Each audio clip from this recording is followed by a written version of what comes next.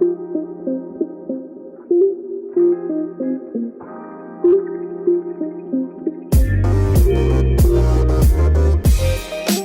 is up, and welcome back to the Bruin Bible. Special guest in the house. I just want to give a big shout out to the man, the myth, the legend, Mr. Mike Regalado, Iron Mike Regalado at that. What's going on, brother? It's been a while since you've come on the Bruin Bible. Yeah, thank you for having me back. And I guess this is goth mode. It's all dark and kind of like Bela Lugosi's dead right now. But no, good. Just getting ready for March Madness. UCLA basketball's last regular season game is this Saturday against USC, then the Pac-12 tournament, then the big dance, and then we get into spring football. They haven't announced anything yet, but it usually comes around the UCLA's spring break, which I believe is the second week or the third week of March. So, nothing's been announced there, but yeah, it's ongoing. It's nuts, but love it. Love it. Chaotic times at UCLA, but in the best way possible. UCLA basketball, that's going to be a storyline to watch as they try to get back to the Final Four. They've taken, a couple losses recently, but still a team that can be very competitive come March, given the roster that they have, the Juzangs, the Tiger Campbells, things like that. So very excited for UCLA basketball moving forward. But, Mike, this is a podcast about UCLA football. We've got some fun stuff going on here. And the coaching staff has kind of rounded out. It really has been a while since I've been able to talk to you about it. We have 3 new coordinators that have come in the last few weeks, the biggest being Bill McGovern, the defensive coordinator that has stepped up and going to be Jerry Azzanero's replacement. Came from the Chicago Bears as a former linebacker coach. Worked, unfortunately, with Azzanero for about 3 decades, which I think UCLA fans are a little worried about, given that it's going to be a similar kind of position scheme and that Brian Norwood is still on the staff. It's probably going to be that same 4-2-5 defense. We got Darian Chiavarini, too, a former UCLA wide receiver that has bounced around the coaching ranks after a short professional career, was most recently at Colorado. And the biggest one of them all that has come through, former UCLA linebacker, Mike, Ken Norton Jr., coming back, a former NFL defensive coordinator, was a coordinator at USC, ironically enough, even though he's a former Bruin, coming in to be the new linebackers coach for UCLA after Don Pelham, the former linebackers coach, is going to hang it up for UCLA. Give me your thoughts on these 3 hires. Not as high on McGovern, but I do really like the Chiavarini and Norton Jr. hires as a whole to the staff. Yeah, I think the McGovern is – just considering what UCLA has been through, UCLA fans don't want to continue to go through that. If it's anything similar to Azzanero, that's going to be bad. Yeah. But, he wasn't a big splash. He's an older gentleman. I believe he's in his 60s. He's been around and he knows his stuff, but he hasn't been a defensive coordinator in 8 years, I believe it was. But I mean, he, like you said, he has coached with the Chicago Bears. Inside linebackers, I believe, was his last gig. And it's clearly not going to be the same because they're 2 different people. But, coming from that same ilk, that same kind of group, that coaching gang, if you will, not so much a coaching tree, but, these guys have worked, side by side. It's not like Chip Kelly has developed them, like what's his name, Frost at Nebraska. It's not like the younger guys. These are guys that they've kind of, grown into these positions together, and so yeah, it's a little worrisome. I still like the formation, and I think Chip Kelly was looking to keep that defensive formation because again, if you keep things consistent, that will help, quite a bit. And, Brian Norwood, things changed when he got in there and Brian Norwood's still there. So maybe that meeting of the minds will somehow click and things will improve with the defense. But yeah, it's a little underwhelming, but at the same time, haven't seen what he can do. So, gotta give him a chance.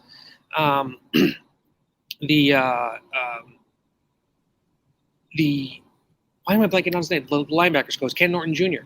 Yeah. That one I think is pretty solid, and it's weird that a lot of people associate him with USC, but he's also UCLA guy. He was with Pete Carroll for many moons, and I personally think that is something that will help invigorate, especially the linebackers, which has needed some sort of injection, some sort of excitement, If like Norwood could come in and make the defense more aggressive, maybe he can come in and, just really solidify and make that inside linebacker spot, a force to be reckoned with, because it's been, last several seasons, especially with Pelham. And that was kind of a surprise too. Maybe it isn't, it isn't just because, that Bruin Report Online, we didn't seem to get any indication of that. We're like, wait, Norton is taking over linebackers. Well, what about Pelham? Oh, Pelham's retiring. Oh, okay. Well, that fits. They can do that. But, I really like that hire as well. So, yeah, man. All good points. I think Ken Norton Jr. really brings kind of an extra gear to this staff, and just knowing what he means to UCLA. I mean, this guy was a part of the 1980s successful run of UCLA that went to 4 straight bowl games and won 4 straight bowl games when he was there. He was a consensus All-American by the time he left, a college football Hall of Fame inductee, 3-time Super Bowl champ in the NFL with the 49ers and the Cowboys. I mean, this guy has been around the block. And I think, one of the big things when you're recruiting to a family in their living room, a lot of these kids want to have the opportunity, if they push themselves, if they work hard enough, to make the NFL. And you can have a guy that goes, hey, I know what it takes to get there. I've got connections in the league. You come in, you do your job for 3 to 4 years, I can potentially get you there. And I think that's just a huge win to the coaching staff with Ken Norton Jr. We don't have to dive too much deeper into McGovern. I think I'm pretty disappointed by it. But like you said, Mike, we got to come in with an open mind as well. I'm going to come in and try to be open-minded about this because as an era was such a dark time for UCLA fans on the defensive side of the ball. Because, I mean, it was just – we knew it was coming. Even this year, the offense was, fantastic. It was the number 1 scoring offense within the Pac-12. But we knew the defense couldn't stop the ball, and that was very, apparent during some of those losses we should have won, the Fresno State game being one of them, and, some of the other embarrassing collapses at that. So we got to enjoy the positives with Ken Norton Jr. But, Mike, one of the main reasons I wanted you to come on was we have a lot of good returning players, I think more so than people think about when it comes to UCLA football. We got 2 ones that are, can't miss guys that we are very excited about. And then there's a couple other guys that I think are flying under the radar that can really make an impact for this team. We also have some transfers that we could potentially talk about that are going to get on the field right away and make an impact. We have to start with the 2 can't miss guys and just how excited we are that they are coming back. DTR and Charbonnet. And DTR was a little bit more expected, especially after Dylan Gabriel darted back to Oklahoma in the transfer portal. But, I really like DTR. I think for a guy running the offense, he guided this offense to one of, if not the best offense in the Pac-12. You combine that with he reduced the turnovers, 6 interceptions, 21 touchdowns, over 2,400 yards passing. And he had his best rushing season by a mile for UCLA, 609 yards rushing and 9 touchdowns. You cope that with the fact that if it wasn't for sacks, he'd probably be closer to 800 yards rushing, closer to 1,000. So DTR is an explosive player. And then you got Charbonnet coming back, which was the biggest shock of them all. I think at the running back position, you have a certain lifespan when it comes to the NFL as well. Granted, Zach Charbonnet is nicknamed the Terminator for a reason. He's built different than your average running back out in the field. But just getting back, the first team all Pac-12 running back, 202 carries, 1,000+ yards, 13 touchdowns. Mike, I'm an optimist. I got to break it down to you. But I think if both of these guys can reach their ceiling this year, it's not crazy to say that both these guys could be in that Heisman conversation. Do you think that is a crazy conversation to have? No, not at all. Especially because, like you said, it was kind of expected that DTR was going to return. Charbonnet coming back, everyone was like, what? Oh, yeah, let's go. Primarily because, even, a few of us at Bruin Report Online after like game 2 and 3, we were like, oh, get used to him now, people, because he's gone after the season. So the fact that he came back really helps out the offense. I mean, you have DTR who's going to be running the offense. He's been running that offense for the last 4 years, and to have that bulldozer Charbonnet return and help things out, especially with the depth behind him is not as experienced. You have Keegan Jones who will definitely probably have to pick up some of the slack, and Deshaun Morale, who we didn't see this year, but he was a good recruit out of Alabama that people UCLA fans have been excited to see. The question is, how will they be protected? You know, that offensive line loses Sean Ryan, it loses Paul Groton, it loses Alec Anderson. Yeah. And so, you know, Sean Ryan, he's going to the combine. Anderson, unfortunately, didn't get an invite, but that doesn't mean he's not as talented. I mean, that kid has, you know, proved his mettle many times, you know, over the last few seasons. So with losing that many guys on the line, UCLA really has to do a good job in developing some of the guys that now need to step up. And you still have a lot of core guys in there. Duke Clemens, Sam Marazzo, who was injured most of last season, but he was expected to be the starting center. John Gaines, those are guys that played a lot last season. So it's not like they're starting from square one, but they're not going to be as buff as they are up front as they were last season. But still, again, you have DTR and Charbonnet. You know, Chip Kelly will make it work. Chip Kelly will definitely make it work. And we're going to keep it on the offensive side of the football. The receiver room, I think when you look at what UCLA is losing, you know, Kyle Phillips, I had a hot take on one of my other podcasts with my buddy Jamal Madney. He said Kyle Phillips was probably the best UCLA receiver since J.J. Stokes back there for the Bruins. It's been a while since we've had a receiver like that. You lose Greg Dulcich, who, you know, I'm a huge Dulcich fan. You know this, Mike. He is my guy at UCLA. And then you also lose a Chase Cota to the transfer pool. But when you look at big-time performers, Kaz Allen really balled out to end the year there, notably in the USC game. 3 catches, 115 yards, 2 touchdowns, and then had a 100-plus yard return in the game for a touchdown. Very explosive player in the open field. Yeah. We got Cam Brooks coming back, the Texas A&M transfer. He had over 200 yards receiving, couple touchdowns there. And then through the transfer portal, we got Jake Bobo from Duke, who is a savvy vet. You know, we're talking about these guys. Yeah, these guys getting, 20 catches. Bobo had 75 catches for Duke last year in the ACC. So this guy can ball. And then I'm going to probably botch this name, Mike. It's Titus Mokiawa Atimalala. From University of Central Florida. And I Googled this guy. He was a 4-star prospect from Hawaii. I think he was swayed to go to UCF for Dylan Gabriel, who ended up leaving as well. But this guy, he had offers from Notre Dame, Oregon, Nebraska, USC, Washington out of high school. He was just a true freshman last year. You can insert this guy into the lineup. That's a huge win. What do you think about this receiving core for UCLA coming back? I like it too, and before I get into that, I also want to add that Michael Martinez, he was injured. He was injured early in the season, and a lot of the reason that UCLA's offense was humming was because they had Martinez, who was an excellent blocking tight end. He had some, showed he had some good hands, but to have that extra guy at the end, that's just a tree out there, and he has length. That's going to be very helpful too. Whoever is going to step up behind them, and they have 2 4-star tight ends coming in, Jack Peterson, and I'm blanking on the other guy right now. That's definitely going to help out the tight ends. Carson Ryan is who you're thinking of. Yes, thank you. And that in turn is going to help out the receivers. But that claim about Kyle Phillips being one of the best receivers. I'll take that bet. That's a really good bet to take, because you can't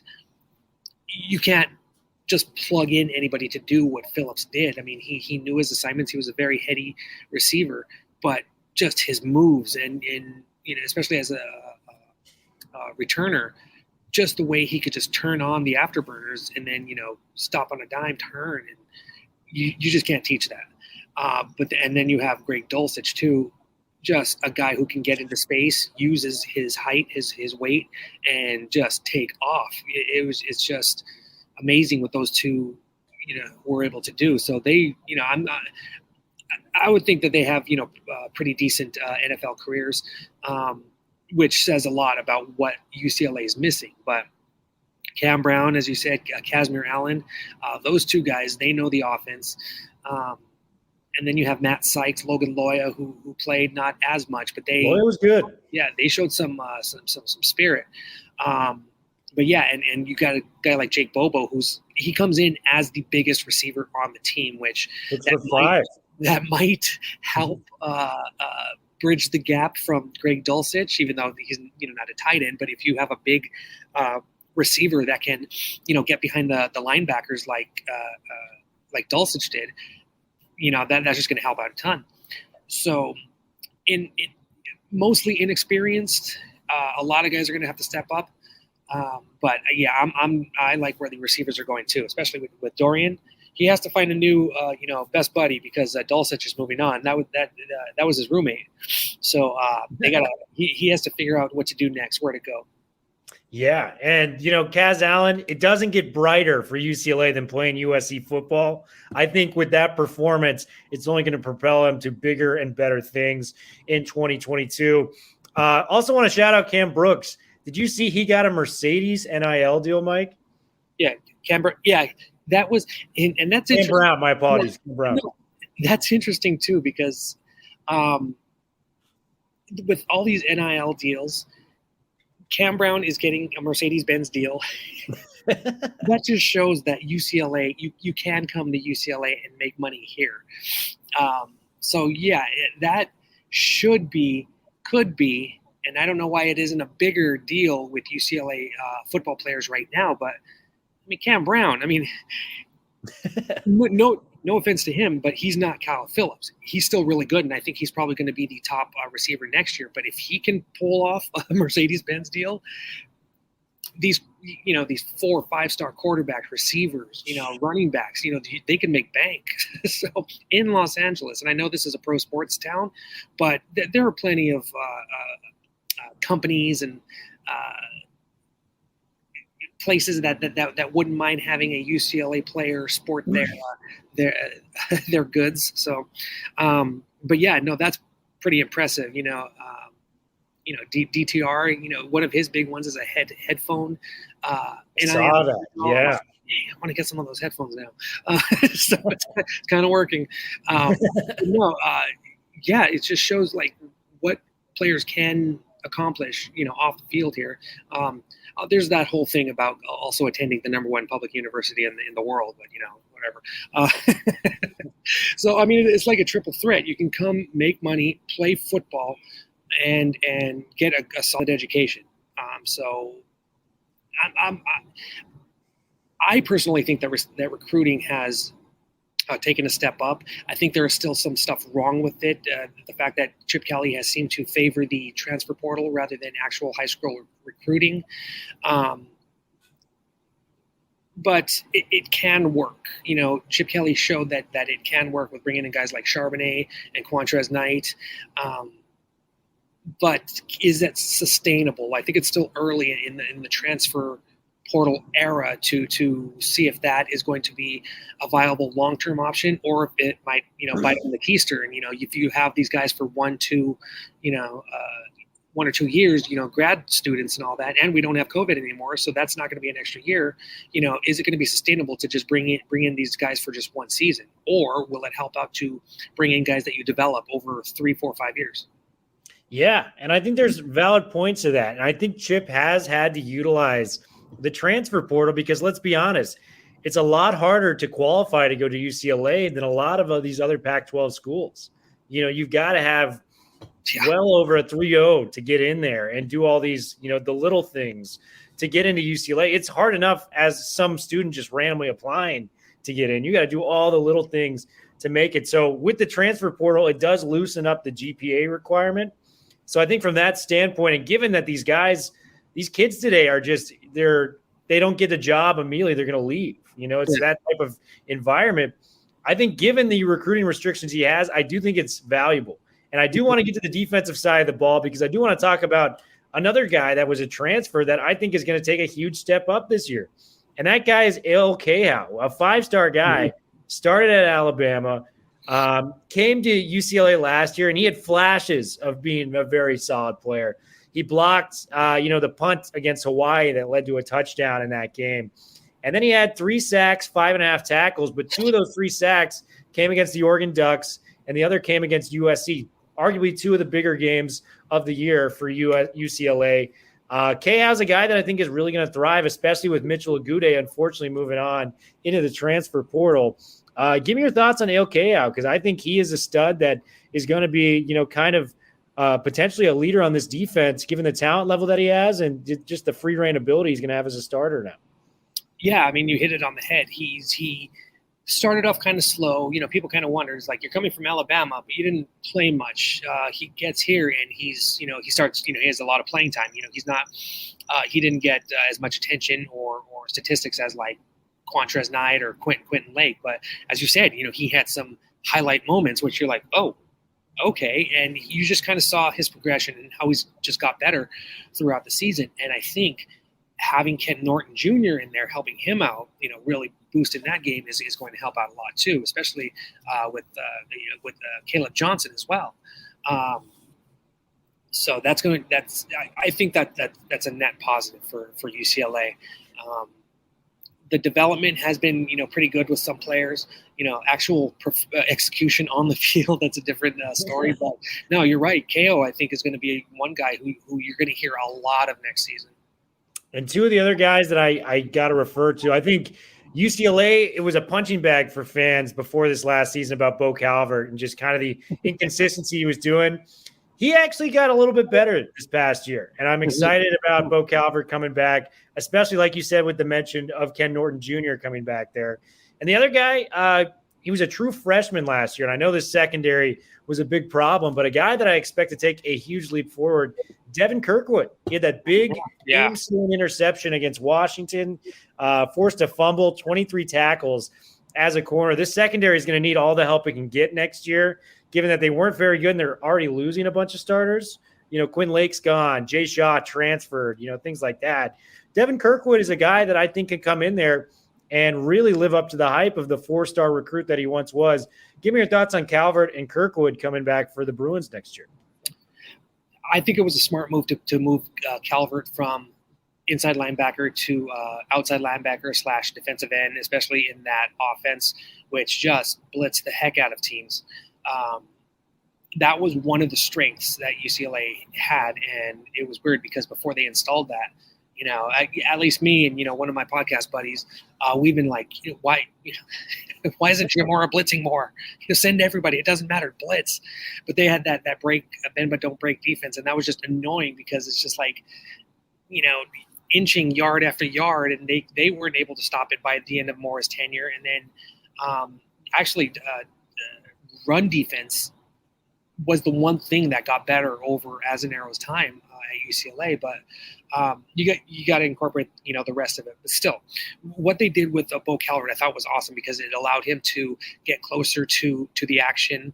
I'm not saying that he couldn't handle the linebacker, the inside linebacker spot, but I think he's just more suited, his frame, his speed to be an edge guy, a guy that can be one of many that can attack the quarterback.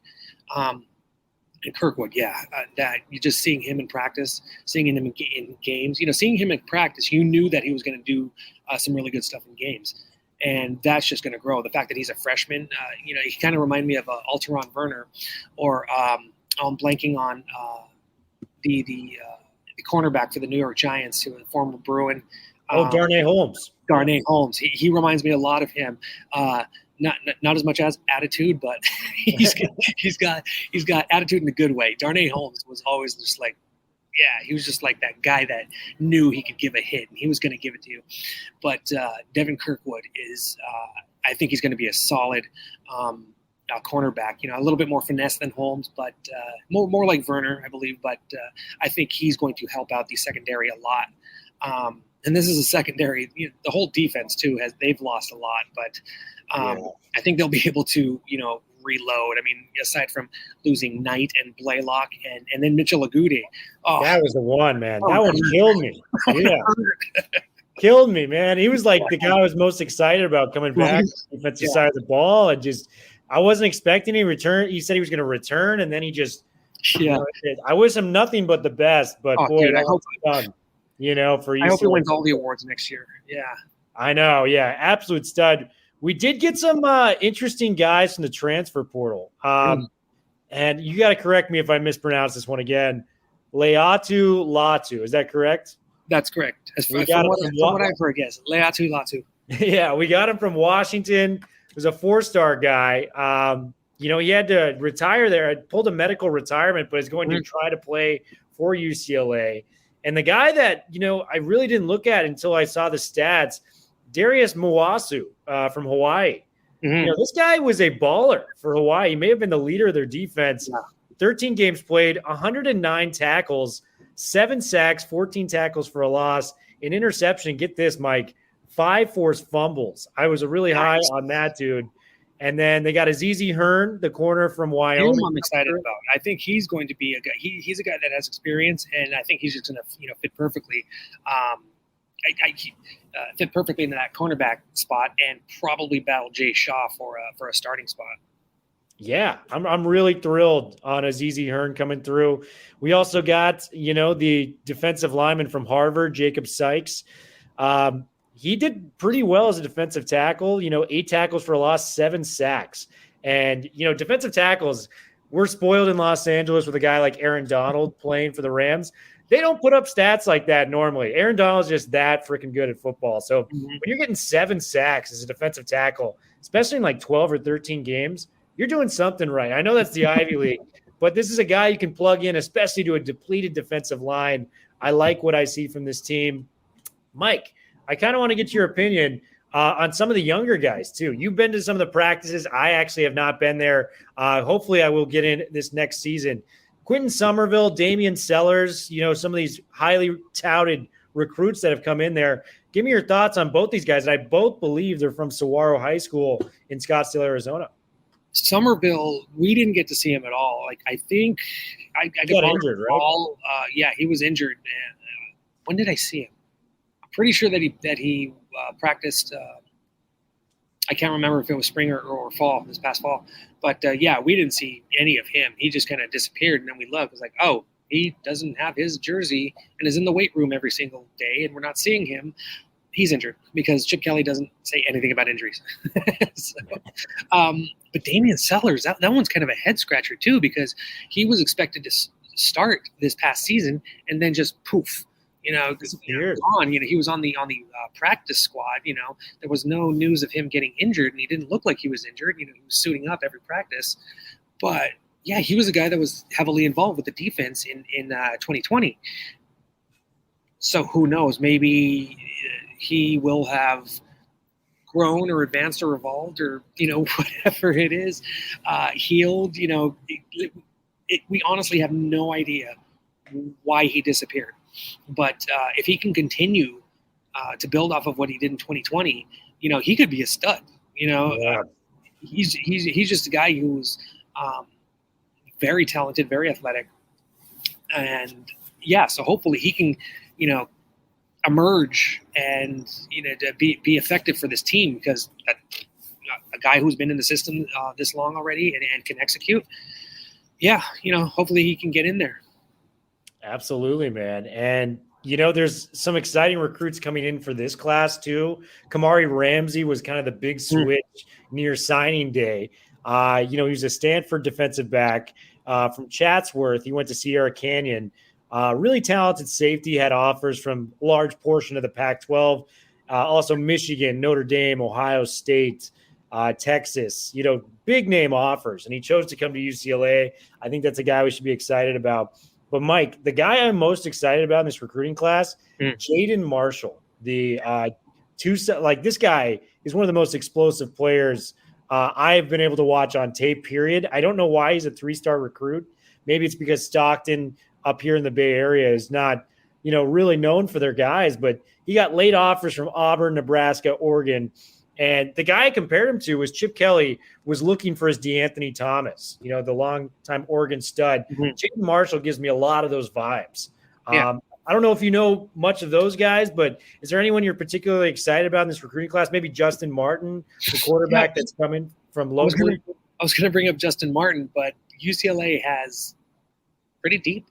Even though they lost 2 quarterbacks, they still have a pretty deep roster. Quarterback room. Yeah. Yeah, it's still pretty full. I mean, especially with DTR coming back. Then you have Garbers, Griffin, Artobius. And those are 3 guys who have played, at least one game for UCLA. So Justin Martin, guy who was, kind of in the middle of controversy when Inglewood scored over 100 points in that one game, but it still shows you what kind of, what he can do. Just very talented kid, but no, I agree with you with Jaden Marshall. Highlights, give you highlights, but just to see what he can do and just his savvy, it's like, ooh, he's going to be at UCLA next year. He's going to be one to keep an eye on. I'm going to call my shot with Jaden Marshall. I think he's going to be a difference maker at the very least for UCLA. I've got high hopes for the kid, but Iron Mike, this was fun as hell, man. We love having you on the podcast. Thank you.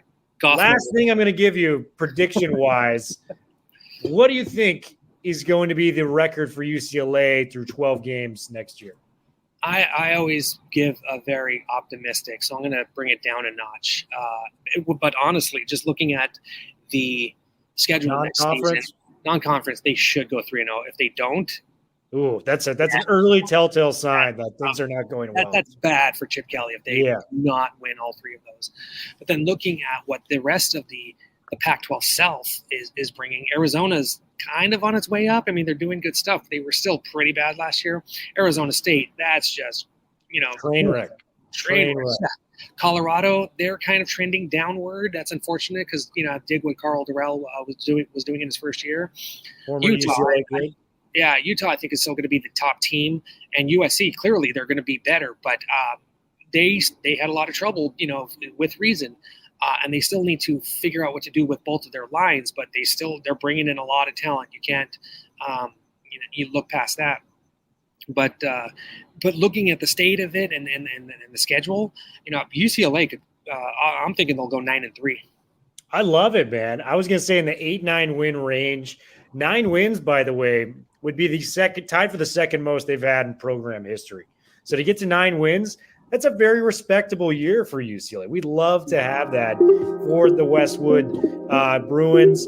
Mike, great to have you on, man. Hopefully we can get you on again soon. You're always one of our favorite guests, so thank you so much, man. We love to have you. Thank you. Have a good one, buddy. Bruin Bible, we're out.